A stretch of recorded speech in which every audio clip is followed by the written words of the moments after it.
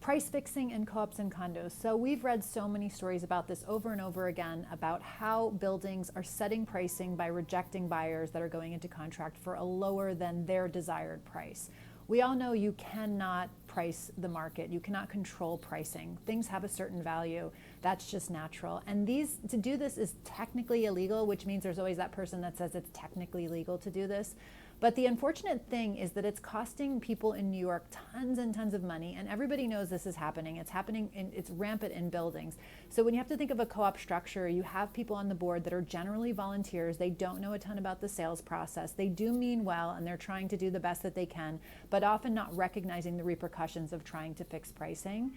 And then you have the buyers and sellers. So when someone's generally buying a property, they are so overwhelmed with the process. There's so much going on. There's a lot happening, so they're not always totally engaged with all the little details. And on the sell side, people just want to get out of the building. And people generally, when they're living in the building, are not aware that this is happening, so they really don't have any impetus to try to correct it.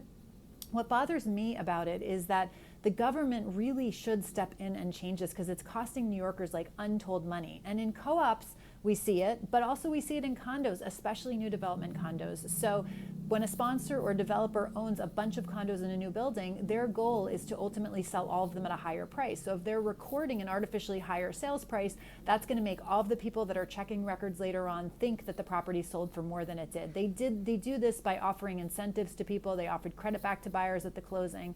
So I think one of the main reasons why this is not going to change anytime soon is because the government has a vested financial interest in keeping this going. The government is reaping those higher transfer taxes on all of those artificially inflated pricing. And so that's happening in New York State transfers and also in New York City transfers, which is a much higher figure. So the city has a real incentive to keep this price fixing happening. I wish that the government would do something about it, because I think it's super damaging to the market, and it's costing people so much money. And actually it's really deceitful, but hopefully we'll see some change here.